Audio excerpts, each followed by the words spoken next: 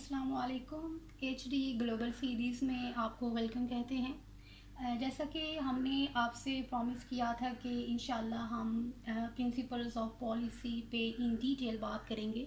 तो आज जो है हम ना सिर्फ ये देखेंगे कि प्रिंसिपल्स ऑफ पॉलिसी है क्या,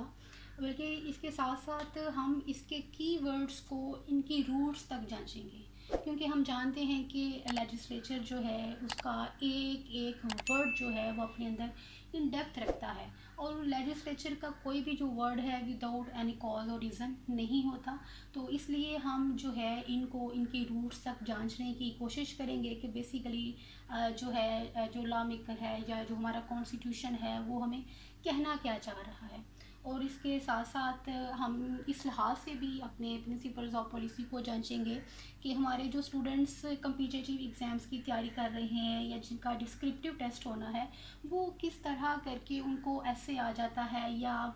कोई भी क्वेश्चन उनको आ जाता है, सोशल इश्यूज़ पे आ जाता है, इकोनॉमिकल, पॉलिटिकल, तो वो किस तरह करके अपने इस क्वेश्चन में प्रिंसिपल्स ऑफ पॉलिसी को रेफरेंस दे सकते हैं या उनको अप्लाई कर सकते हैं। तो सबसे पहले देखते हैं कि प्रिंसिपल्स ऑफ पॉलिसी है क्या। तो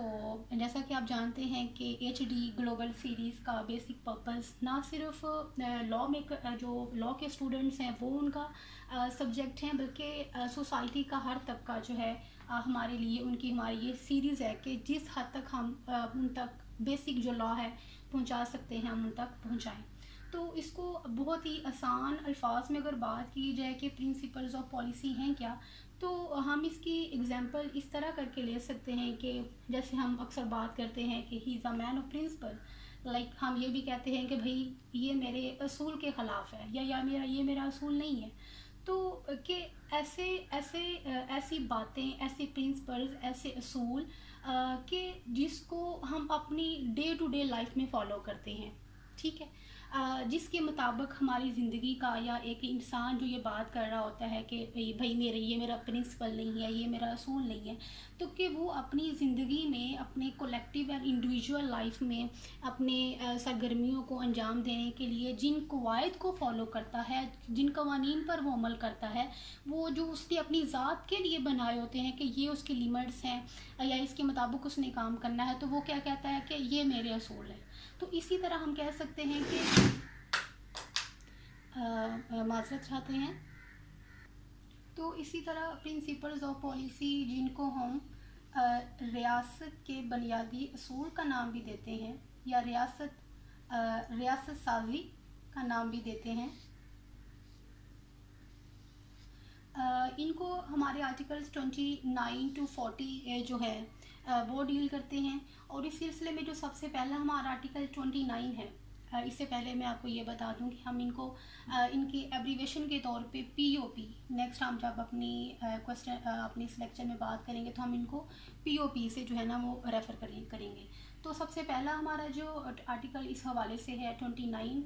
वो है ही, उसको नाम ही क्या दिया गया है, प्रिंसिपल्स ऑफ पॉलिसी। तो प्रिंसिपल्स ऑफ पॉलिसी, उसका जो सब्जेक्ट की जब हम बात करते हैं, यहाँ सब्जेक्ट से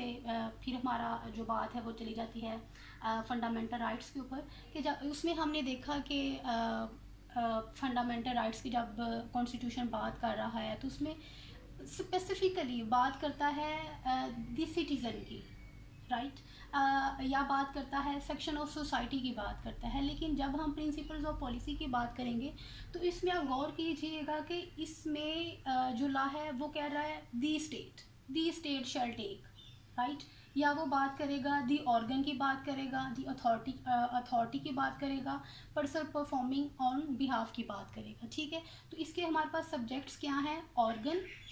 अथॉरिटी एंड पर्सन जो परफॉर्म कर रहा होगा ऑन बिहाफ ऑफ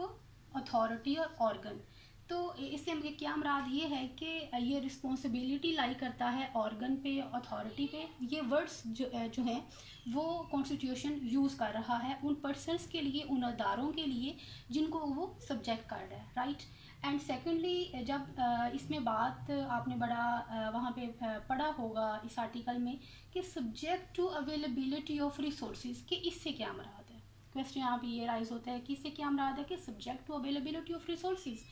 तो इससे यहाँ ये है कि जहाँ पे कॉन्स्टिट्यूशन स्टेट पे रिस्पॉन्सिबिलिटी लाई कर रहा है कि जब वो अपने प्रिंसिपल्स को के पॉलिसी बनाते वक्त या कोई भी एक्शन लेते वक्त वो प्रिंसिपल्स और पॉलिसी को ख्याल रखेगा, तो साथ ही वो कह रहे हैं कि ये subject to availability of resources है। कि इसकी आसान सी मिसाल हम इस तरह करके ले सकते हैं कि आप देखेंगे कि पाकिस्तान के जो मुख्तलिफ इलाके हैं वो डेवलपमेंट के लिहाज से वो डिफरेंट है। अगर आप फार फ्लंग एरियाज़ की बात करें तो बहुत से लोग जो हैं वो ये यू कैन से क्रिटिसाइज़ करते हैं कि ऐसे जी बाज़ इलाके ऐसे हैं जहाँ पे पानी की सहूलत नहीं है, बिजली की फ्राहमी नहीं है या गैस की फ्राहमी नहीं है। And on the other hand आप बिग सिटीज़ को देखें, लाइक लाहौर को देखें, तो वहाँ पे हर लिहाज से जो गवर्नमेंट है वो डेवलपमेंट प्रोजेक्ट्स पे काम कर रही है। इस तरह करके ये बातें हो रही होती हैं। तो ये है कि ये रिसोर्सेज को वसाइल की दस्तयाबी को देखना होता है स्टेट को, और फिर जो नेशनल इंटरेस्ट जो हैं उनको देखते हुए जो स्टेट है उसमें उसके जो एक्शंस होते हैं वो प्रायोरिटी के बेसिस पे होती हैं। राइट, अब जैसे आप देख लें कि इस्लामाबाद को देख लें, वो हमारा कैपिटल है। इस्लामाबाद क्या है, पाकिस्तान का कैपिटल है हमारा। तो अब वहाँ की डेवलपमेंट को देखें और हम बात करें कि लें जी जो सदर्न पंजाब है वहाँ पे, तो वहाँ पे ऐसी डेवलपमेंट्स नहीं है। तो इस लिहाज से जो यहाँ पे जो कॉन्स्टिट्यूशन है वो स्टेट इंस्टीट्यूशंस जो है ना उनको प्रोटेक्शन दे रहा है कि उनके ऊपर कोई क्लेम ना कर सके कि भाई वहाँ पे ये काम हो रहा है तो यहाँ पे ये काम क्यों नहीं हो रहा। राइट, कि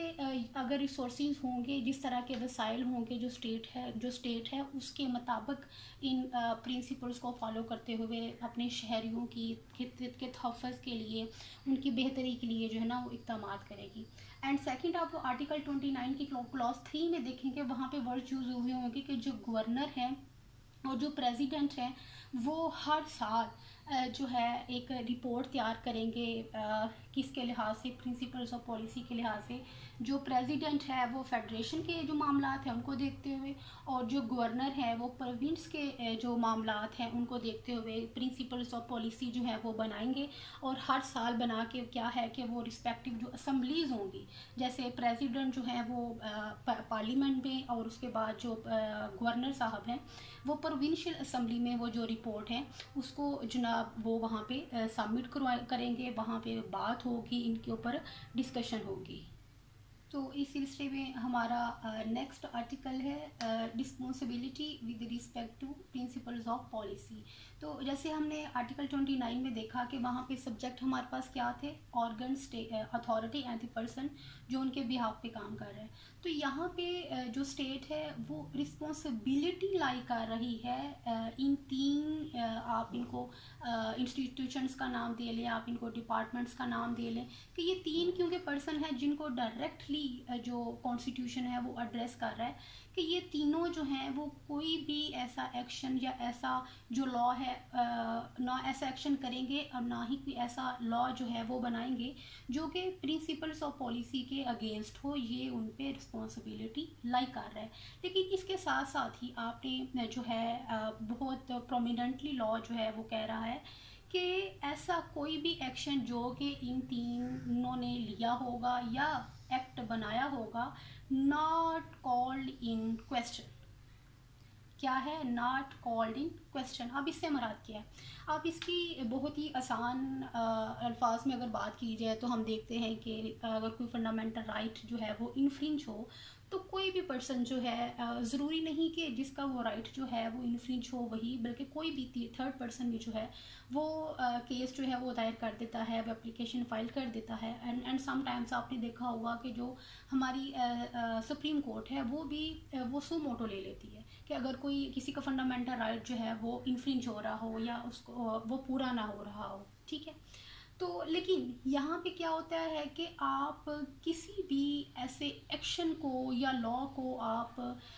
जिसे कहते हैं ना कि टारगेट नहीं कर सकते, आप उसके ऊपर मुकदमा नहीं कर सकते कि भाई ये जो है ना वो प्रिंसिपल्स ऑफ पॉलिसी के अगेंस्ट है। या इसकी मिसाल हम ये ले सकते हैं जैसे कि आजकल आपने देखा कि जो इन्फ्लेशन है, जो महंगाई है वो बहुत ज़्यादा है और हर इंसान जो है आलमोस्ट जो है वो कंप्लेन कर रहा है कि हुकूमत की इक़दाम जो हैं वो जी ठीक नहीं है। लेकिन आपने ये तो देखा होगा कि इन चीज़ों को, इन कंसर्न्स को लेते हुए जो है वो पीसफुल प्रोटेस्ट हो रही हैं। ये राइट है कि आप जो है इन्फ्लेशन को लेके या अगर ऐसा कोई काम हो जाता है तो आप पीसफुल प्रोटेस्ट कर सकते हो, लेकिन फंडामेंटल राइट की तरह जिस तरह उसको आप चैलेंज कर सकते हो, आप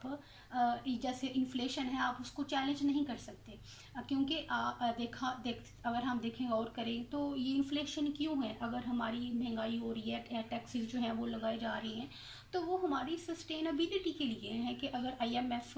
थोड़ा सा इस तरह बात जो है वो हमारी जो वीडियो है काफ़ी लंबी हो जाएगी, लेकिन मुख्तसर सी बात ये है